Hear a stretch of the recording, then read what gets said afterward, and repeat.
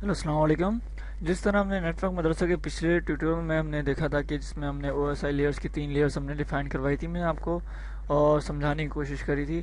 अब उन्हीं 3 अपनी ओएसआई लेयर्स को हम लोग लेकर चलते हैं, किस तरह से कंप्यूटर कंप्यूटर कनेक्टिविटी किस तरह से बनती है, किस तरह से एक जगह से दूसरे जगह से डाटा ट्रांसफ़र होता है, और किस तरह से एप्लीकेशंस वगैरह अपनी क्या कम्युनिकेट करती हैं।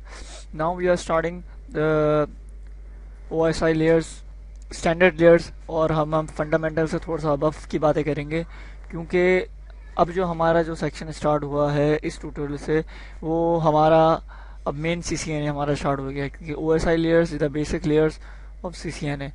क्योंकि अगर आपको ये समझना है, क्योंकि इसी लेयर से आप मेन राउटिंग, स्विचिंग और फिजिकल इन्वायरमेंट को आप समझ पाओगे। तो चलिए स्टार्ट करते हैं। सबसे पहले मैंने पिछले लेयर्स में बताया था एप्लीकेशन लेयर्स। मैंने आपको एक मिसाल दी थी MSN मैसेंजर की।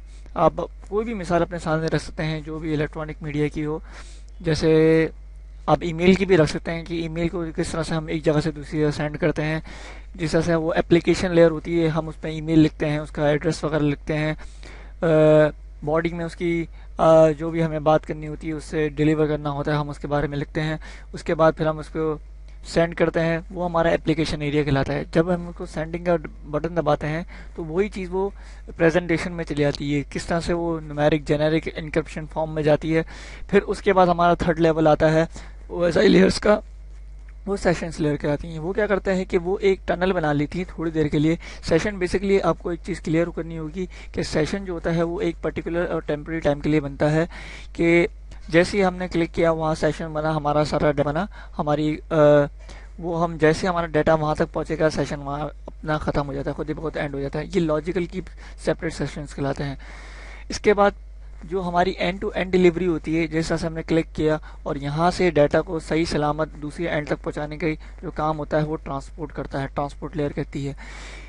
ट्रांसपोर्ट लेयर में 2 चीज़ें और आती हैं जो डिफाइन करनी चाहिए, और ज़रूर कर रहा हूँ मैं, कि TCP और UDP। ट्रांसपोर्ट लेयर जो होती है वो हमारी पोर्ट्स पे काम कर रही होती है। जिस तरह से आप इसमें पढ़ भी रहे होंगे कि वो पोर्ट पे काम कर रही थी। अब कैसे काम कर रही होती है वो मैं आपको बताता हूँ।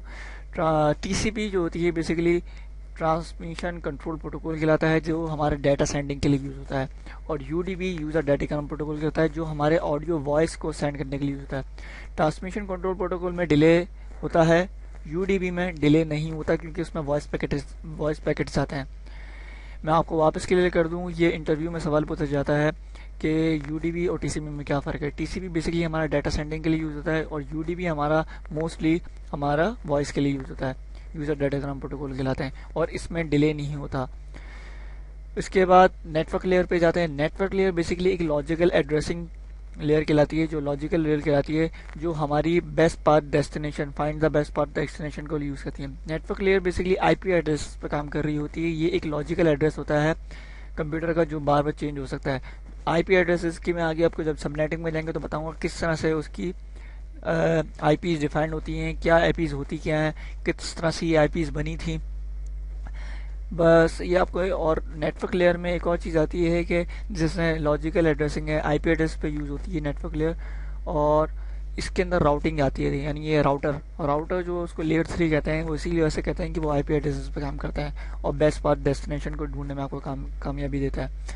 डाटा लिंक लेयर जो होती है वो फिजिकल लेयर कहलाती है, जो हमारी बर्न इन एड्रेस पर काम करती है, मैक एड्रेस पर काम करती है। बर्न इन एड्रेस, मैक एड्रेस और ये सारे एड्रेस जो हमारे PCs के अंदर हार्ड कोड होते हैं, जो हमारी कंपनी देती है, जैसे इंटेल है, इंटेल की हार्ड कोड जो चीज़ हमें प्रोवाइड करती है, उसके शुरू के 3 डिजिट्स जो होते हैं वो कंपनी डेल के होते हैं या इंटेल के होंगे, उसके बाकी के हमारे एक यूज़र होते हैं। मगर ये हर PCs के अलग है। पूरी दुनिया में कोई भी एक लॉजिकल आपका PC का होगा, ये दूसरे आपको कोई भी आपकी कॉपी कैट आपको नहीं मिलेगी ये चीज़। फिजिकल लेयर में बेसिकली हमारा सारा मीडिया वर्क कर रहा होता है, जिसके अंदर हमारी फाइबर आ गई, UTP आ गई, केबल्स आ गई, सारी की सारी, ये हमारा सारा फिजिकल मीडिया कहलाता है।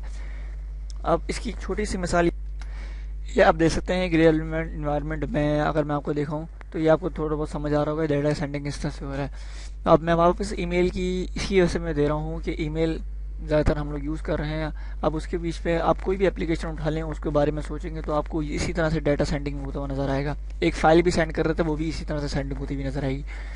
एप्लीकेशन हमारी सामने जो आ रही है, प्रेजेंटेशन हमारी बैक एंड साइड पे, सेशन लेयर जो हमारा जो सेशन बन रहा है, टेम्प्रेरी सेशन जो हमारा डाटा सेंड करवा रहा है एक जगह से दूसरी जगह, उसके लिए सेशन बन रहा है। ट्रांसपोर्ट लेयर उसकी रिलायबिलिटी देखती है कि डाटा सेंड हो रहा है, यूडीपी सेंड हो रहा है, वॉइस सेंड हो रही है, उसकी रिलायबिलिटी की वो दूसरे एंड तक पहुंच रही नहीं पहुंच रही। नेटवर्क लेयर आपकी आईपी एड्रेस पे काम करती है, कौन सी किस डेस्टिनेशन को आपको भेजनी है, उस डेस्टिनेशन की आईपी किया है वो उस आईपी पे सेंड करेगा, तो उस आईपी को नेटवर्क लेयर डिफाइंड होता है।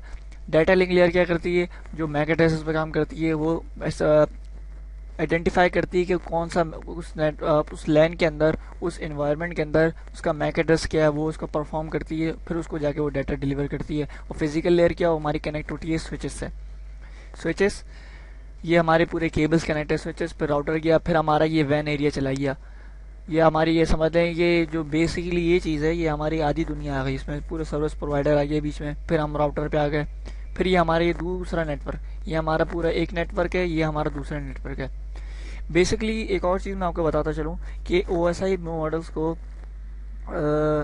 हम जब भी पढ़ेंगे तो OSI मॉडल्स को हम हमेशा उल्टा पढ़ा जाता है, physical, data link, network, transport, session और प्रेजेंटेशन। क्यों, किस वजह से, तो वो इसी वजह से देखा जाता है क्योंकि जब डाटा सबसे पहले कहाँ उतरता है, हमारी फिजिकल लेयर पे उतरता है, उसके बाद कहाँ जाता है, वो डाटा लिंक लेयर में जाता है। कि वो डाटा लिंक लेयर क्या करती है, वो चेक करती है कि हमारे पास पूरा का पूरा डाटा सही तरह से साबित आया ही नहीं आया। तो उसका काम एक ये होता है कि वो चेक करे पूरे पूरे डाटा को, अगर उसमें कोई मसला आ रहा होता है तो वो ट्रांसपोर्ट लेयर को आगे कर देता है, ताकि ट्रांसपोर्ट लेयर का काम क्या होता है, एंड टू एंड डिलीवरी होती है पूरी पूरी की पूरी। यानी अगर उसमें ट्रांसपोर्ट लेयर क्या करती है कि उसको देखती है कि उसका डाटा कहाँ से मिस आया है, फिर वो वापस रिक्वेस्ट भेजती है पहले वाली नेटवर्क को जहाँ से उसका डाटा सेंड हुआ होता है, उस पीसी को भेजती है, फिर वो पीसी अपना डाटा वापस सेंड करता है। फिर जाके कभी कभी हमारा ये होता है कि हम ईमेल सेंड करते हैं, वो हमारी बाउंस बैक आ जाती है, तो यही इशू होता है, या फिर उस पर सेशन लेयर का इशू होता है, या फिर वो करप्टेड ईमेल हमारे पास आती है। तो वो इसी वजह से आती है कि हमारे पास डाटा पूरा सही तरह से ट्रांसफर नहीं हुआ होता, इनकरप्ट सही तरह से नहीं हुआ होता, या फिर हमारा सेशन गलत बना हुआ होता है। तो उम्मीद है आपको ये समझ आया होगा कि OSI लेयर्स को हम उल्टा इसलिए पढ़ते हैं क्योंकि वो फिजिकल, डाटा लिंक, फिर नेटवर्क पे आता है, फिर वो आईपी एड्रेस डिफाइन होती है, फिर ट्रांसपोर्ट पे कि वो end to end delivery check करता है, जब पूरी आई है फिर वो सेशन पे जाके उसको टर्मिनेट करेगा, फिर प्रेजेंटेशन पे जाएगी और फिर एप्लीकेशन, फिर हमारे सामने आ जाती है, एक पॉपअप आता है और वो बोलता है क्या you have receive your email. जिस तरह से, किस तरह से वो सेंडिंग से स्टार्ट हुआ यहाँ से और किस तरह से ये रिसीविंग आई। हम OSI लेयर्स को हमेशा, ये हमारी लेयर 1 कहलाएगी, ये हमारी लेयर 2 कहलाती है, ये हमारी लेयर 3 कहलाती है। इसलिए वैसे राउटर जो हमारा काम करता है वो आईपी एड्रेसिंग पे करता है, इसलिए वो लेयर 3 कहलाता है। और स्विच जो हमारा डाटा लिंक लेयर पे काम करता है वो, इसलिए वो लेयर 2 कहलाता है। अभी मैं आपको बताऊंगा किस तरह से डाटा सेंड होगा और रिसीव होगा, क्यों ये लेयर 2 और लेयर 3 कहते हैं, जब हम राउटर और स्विच की स्पेसिफिकेशंस में जाएंगे, तो जब हम उसमें डाटा सेंडिंग में जाएंगे। अब ये हमारा जो अब नेक्स्ट स्टार्ट हुआ है, ये हमारा TCP IP मॉडल कहलाता है बेसिकली। इसकी अगर हम स्लाइड्स देखें पीछे, तो ये अब बेसिकली अब हमारा स्टार्ट हुआ है introduction to TCP IP। TCP क्या होता है और IP क्या होता है, इंटरनेट प्रोटोकॉल, तो आपको IP का पता होगा, और TCP क्या होता है, ट्रांसमिशन कंट्रोल प्रोटोकॉल। अब OSI मॉडल को क्यों इसने एब्सोल्यूट कर दिया, कि क्या वजह थी कि OSI मॉडल, मैं तो इसमें समझता था कोई ज़्यादा फ़र्क नहीं है, क्योंकि इसमें सिर्फ लेयर्स ही डिफाइन की है। US डिपार्टमेंट ने किया था ये सब कुछ। उसमें क्या कर दिया था सर कि एप्लीकेशन, प्रेजेंटेशन, जो हमारी लेयर्स होती थी, एप्लीकेशन, प्रेजेंटेशन और सेशन लेयर्स, वो उन्होंने क्या कर दिया, वो पूरा एक एप्लीकेशंस में डाल दिया। ट्रांसपोर्ट लेयर को ट्रांसपोर्ट में डाल दिया, जो हमारी नेटवर्क लेयर थी वो इंटरनेट लेयर कहलाती है, और वो नेटवर्क एक्सेस में कौन सी होगी, डाटा लिंक, और हमारी फिजिकल लेयर कहलाती है। उसी को उन्होंने 4 लेयर्स में डिफाइन कर दिया है। ये देखें, ये बेसिकली एक मिसाल है कि हमारा एप्लीकेशंस में TFTP यूज होती है, FTP फाइल ट्रांसफर प्रोटोकॉल, और ये अब ईमेल्स वगैरह SMTP क्या होता है, सिंपल मेल ट्रांसफर प्रोटोकॉल कहलाता है। SMTP बेसिकली एब्रिविएशंस होती हैं। अगर आपको नेटवर्क की फील्ड में आना है तो एब्रिविएशन ज़रूर पक्की करिएगा अपनी, सर्च करें नेटवर्क से कि कौन कौन सी किसको क्या कहते हैं, FTP किसको कहते हैं, TFTP किसको कहते हैं, SMTP किसको कहते हैं, तो उसको आपको अंदाज़ा होगा कि एब्रिविएशन अपनी कंप्लीट करिएगा। ईमेल को हम लोग क्या कहते हैं, SMTP भी हमेशा यूज़ होती है। वो SMTP क्या होता है, सिंपल मेल ट्रांसफर प्रोटोकॉल। इसके बाद ट्रांसपोर्ट लेयर में क्या करता था, वो एक एंड टू एंड डिलीवरी का वो क्या बनाता था, पाथ बनाता था। तो उसमें ट्रांसपोर्ट लेयर को हम ये कहेंगे, ये तो पूरा हमारा एप्लीकेशंस पे आया हुआ है कि हमारा TFTP SMTP यूज़ हो रहा है। मैं आपको इसे ओवरऑल बता रहा हूँ ताकि हम लोग का ज़्यादा टाइम यूज़ ना हो, ताकि आप बेसिकली समझ भी पाएँ। इस तरह से तो बहुत देर लग जाएगी। ट्रांसपोर्ट लेयर में हम क्या करेंगे, उसको एंड टू एंड डिलीवरी होती थी हमारी, वो हमारा बेसिकली इंटरनेट लेयर में हमारे क्या होता है, नेटवर्क एक्सेस का काम करी होती। जो हमारी नेटवर्क लेयर थी वो और हमारी इंटरनेट लेयर काम करी, और नेटवर्क एक्सेस लेयर में कौन सा हो रही है, डाटा लिंक और फिजिकल लेयर मिला दिए। इन्होंने जस्ट इतना किया और उसी को 4 लेयर में डिफाइन कर दिया है। सॉरी। चले आए अब एक नेटवर्क टोपोलॉजीज को डिफाइन करता हूँ मैं आपको कि नेटवर्क टोपोलॉजीज क्या होते हैं, ताकि हम लोग फिर आगे जाएं, हम लोग फिर सबनेटिंग की तरफ जाएं और TCP/IP पढ़ें कि TCP/IP वर्क किस तरह से करता है। इससे पहले मैं आपको नेटवर्क टोपोलॉजी समझाना चाहता था। नेटवर्क टोपोलॉजीज में हमारी ये डिफरेंट फिजिकल टोपोलॉजीज बनती हैं जो हमारे और नेटवर्क में पहले यूज़ होती थी और अभी भी यूज़ हो रही हैं। सबसे पहले फिजिकल टोपोलॉजी में बस टोपोलॉजी आती थी। शुरू में हमारा बस टोपोलॉजीज यूज़ होती थी कि जिस तरह से हमारा आज के ज़माने में जो हमारा नेटवर्क चल रहा है, बस टोपोलॉजी सबके जहन में आएगा कि कौन सा नेटवर्क है, वो है हमारा टेलीविज़न नेटवर्क। जो हमारे जो इलाकों में टेलीविज़न चल रहा है वो एक क्या होती है, वो अपनी बस टोपोलॉजीज कहलाती है। ये सारी की सारी जो कंप्यूटर्स हैं ये एक लाइन से जोड़ी हुई हैं। अब बस टोपोलॉजी, अब उसमें क्या सब कम्युनिकेट कर रहे हैं एक दूसरे से, और एक ही लाइन से इसकी मेन जो इनकी बैकबोन थी वो एक बैकबोन लाइन थी। उसमें क्या होता था कि कहीं से बीच में से अगर क्रॉस पड़ जाता था, यानी अगर कट जाती थी, तो आगे वाले जो महरूम हो जाते थे इस चीज़ से, उसी सर्विसेज से, या फिर वो पीछे वाले महरूम हो जाते थे उस सर्विसेज से। ये इसका एक ड्रॉबैक था बहुत बड़ा, जिसके से बस टोपोलॉजी ख़त्म करनी पड़ी। जिस तरह से अभी हमारा टेलीविज़न नेटवर्क हमारा चल रहा होता है, वो सारे एक ही तार पे पीछे ऊपर अगर देखा जाए तो हमारे सबके एक ही तार के अंदर तार लगे होते हैं। फिर अगर बीच में से कट जाए तो हमारा TV बंद हो जाता है। तो यही इशू होता है बस टोपोलॉजी इसका। तो ये बस टोपोलॉजी चली गई। इसके बाद फिर हमारी आई रिंग टोपोलॉजी। रिंग टोपोलॉजी में क्या होता था कि उसमें भी यही एक ही थी कि एक ही बस चल रही थी, कि एक ही मेन बैकबोन लाइन चल रही थी, वही एक दूसरे को कनेक्ट कर रही थी। मगर बस टोपोलॉजी रिंग टोपोलॉजी में 2 टोपोलॉजीज ऐसी आती हैं। मैं आपको ओवरव्यू बता सकता हूँ कि उसकी CMSCA और CMSCD। CMSCA और CMSCD में क्या फ़र्क है, ये अगर आपको यहाँ नेटवर्क का बंदा या फिर कंप्यूटर के बारे में कोई जानता होगा, यहाँ अगर वो कोई बीकॉम का बंदा नहीं हुआ तो मीर समझ गया होगा CMSCA क्या होता है। CMSCA क्या होता है, कोलिजन मल्टी एक्सेस, ये CD collision avoidance and collision sorry collision avoidance and collision detection. इसमें क्या होता था कि यहाँ से अगर ये पूरे रिंग में अगर एक बंदा से डाटा सेंड करता था तो वो सबके पास जाता था, सही है। मगर उसी वक्त में अगर कोई दूसरा बंदा भी डाटा सेंड करता था इस रिंग के अंदर, तो वो क्या हो जाता है, कोलिजन, यानी एक ही वक्त में 2 डाटा आते थे तो कोलाइड हो जाते थे और वो डाटा वहीं खत्म हो जाता था। यानी जो डाटा जहां तक पहुंचना चाहता था वहां तक पहुंचता ही नहीं था, क्योंकि वो सर्कल में था, चलता था डाटा। अब यहाँ से अगर मैंने अगर डाटा सेंड किया, सबसे पहले हॉप से मैंने डाटा सेंड किया, मैंने इसको डाटा सेंड करना है, तो मेरा डाटा गया और उसने इतनी देर में सामने वाले ने अगर डाटा सेंड कर दिया तो वो डाटा वहीं से बीच में कोलाइड हो जाएगा, ना इसका डाटा मेरे पास पहुंच पाएगा ना उसका डाटा मुझे पहुंच पाएगा। ये ज़रा थोड़ा सा इश्यू होता था रिंग टोपोलॉजी में। तो उसके लिए ये 2 आती थी जो हमारी CMSCD और CA तो इसमें क्या होता था कि वो एक तो ये प्रोटोकॉल थे जो वर्क करते थे कि उसमें अवॉइडेंस की चेक करते थे कि अगर वो सबसे पहले उसको एक टोकन रिंग की तरह यूज होता था। टोकन रिंग की टोपोलॉजी होती थी कि एक बंदा जब उसको डाटा सेंड करता था तो इसमें क्या होता था, सीन क्या, अगर ये डाटा सेंड कर रहा होता था मेरे पास यहाँ से आता तो कोलिजन आएगी। तो उसमें क्या होता था कि अब ये प्रोटोकॉल आया अवॉइडेंस का, तो वो सबसे पहले क्या करता था, उसको टोकन भेजता था कि ये बंदा सिर्फ सेंड करेगा। तो उसके बाद क्या होता था कि वो चेक करता था कि सबसे पहले कि टोकन है किसके पास, ताकि वही डाटा सेंड करे और वही रिसीव करे सबसे पहले। तो ये थोड़ा सा इशू होता था। तो इसका ये ड्रॉबैक था कि इसकी भी एक बैकबोन लाइन थी, अगर बीच में से कट जाए तो फिर कैसे जाए। तो उसके लिए आई थी dual link technology. Dual link topology क्या होती थी कि इसी तरह से एक रिंग ये बन रहा है, उसी के अंदर दूसरा रिंग बनता था जो रेडिडेंसी कहलाता था, यानी ये एक रिंग है इसके साथ ही इसके दूसरा रिंग भी कनेक्ट होता था इसी के साथ। उसमें क्या होता था, अगर एक रिंग कट जाता था तो दूसरा रिंग से उसको सारा डाटा ट्रांसफर हो सकता था।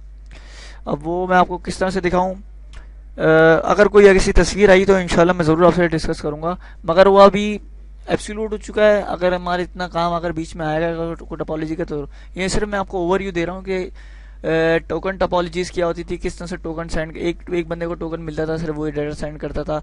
और मैं रिव्यू करवा रहा हूँ, अगर कोई नेटवर्क्स का बंदा है यहाँ तो ताकि उसको ये चीज़ें याद आ जाए। कोलिजन अवॉइडेंस क्या होता था, कोलिजन डिटेक्शन क्या होता था, किस तरह से वो डिटेक्ट करता था, फिर वो सेंड करता था डाटा, ताकि इसमें फिर इसके बाद क्या आई, स्टार टोपोलॉजी आई। स्टार टोपोलॉजी क्या होती थी, वो फिर या फिर हब से कनेक्ट होती थी या स्विच से कनेक्ट होती थी, वो भी किसी के जरिए से कनेक्ट होती थी। तो मसला ये था कि वो सारे एक ही पे डाटा सेंड करते थे। इसमें ये आसानी हुई कि हमें एक वक्त में मल्टीपल डाटा सेंड कर सकते थे, रिसीव कर सकते थे। अगर ये इसी जगह पे इसका हब होता तो एक ही वक्त में डाटा सेंड करता है, एक ही वक्त में रिसीव करता। मगर अगर हम स्विच लगाते हैं तो सेंड एंड रिसीव है। मगर मसला उस यहाँ भी एक ही बात आती थी कि अगर हमारा स्विच मसला कर गया तो हमारे ये सारे के सारे यूज़र ख़त्म हो जाएंगे, यानी एक दूसरे से कम्युनिकेट नहीं कर पाएंगे। ये इसका एक और मसला था। इसके बाद आई एक्सटेंडेड स्टार टेक्नोलॉजी टोपोलॉजी। इसमें क्या था कि इसमें और रिडेंडेंसी आ गई, यानी और डाटा के और स्विचेस कनेक्ट हो गए, ताकि एक स्विच अगर फेल हो तो सिर्फ उसी के लिमिटेड एक्सेस जाएं, सारे के सारे ना चले जाएं। मगर इसमें भी क्या हुआ, इसमें भी डिपेंडेंसी आ गई कि एक बीच में जो स्विच आ रहा है उसमें भी डिपेंडेंसी, तो ये भी ज़्यादा नेटवर्क नहीं चला। फिर इसके बाद आई हिरार्की टोपोलॉजी। हिरार्की टोपोलॉजी ये सबसे ज़्यादा मशहूर हुई, क्योंकि ये एक तरह से कह सकता हूँ मैं कि ट्री टोपोलॉजी कहलाती है। कि ये देखें ट्री बना हुआ है, ये इससे कनेक्ट हुआ, ये इससे कनेक्ट हुआ, फिर आगे इससे ही दो कनेक्ट हुआ, इससे दो कनेक्ट हुआ है। अब इसमें क्या हुआ कि हिरार्की टोपोलॉजीज में कि हम उसको डिफाइन कर सकते थे कि हमारे यूजर्स किससे कनेक्ट हो सकते थे, किस तरह से किसके जरिए से पाथ के होते हुए। अभी क्योंकि आज के ज़माने में जितनी भी टोपोलॉजी चली हैं वो सारी हिरार्की टोपोलॉजीज यूज़ हो रही हैं नेटवर्क में, कि किस तरह से रेडियंसी चल रही है, यानी दो लिंक्स लगे हुए हैं, यानी हर किसी के दो पाथ, ताकि एक अगर फेल हो जाए तो दूसरे से हमारा डाटा सेंड हो सके। फिर एक टोपोलॉजी थी मैश टोपोलॉजी। मैश टोपोलॉजी क्या थी कि एक डिवाइस दो डिवाइसेस से कनेक्ट है, यानी जितने भी लिंक्स है उसके दो डिवाइस।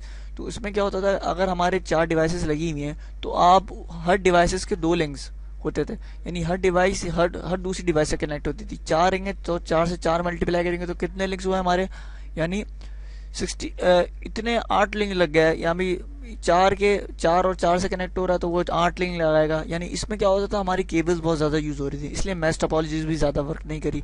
तो हिरार्की टोपोलॉजीज में ये आपकी आसानी हुई कि उसमें डिवाइसेस भी कम यूज़ हो रही हैं, और डिवाइसेस के ज़रिए आप कनेक्ट हो रहे हो, उसमें आपको रेडियंसी भी मिल रही है, आपको रिलायबिलिटी भी मिल रही है। इसलिए आज के ज़माने में सिर्फ हिरार्की टोपोलॉजी वर्क करती हैं।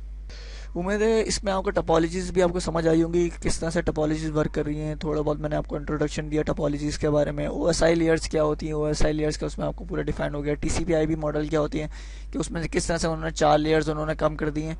बस लेयर्स तो कम तो नहीं करी, सिर्फ उन्होंने एक बाउंड कर दी है एप्लीकेशन लेयर में, और 2 लेयर्स में 4 लेयर को, यानी 7 लेयर्स को उन्होंने 4 लेयर्स में कर दिया। ये उन्होंने एक आसानी कर दी है।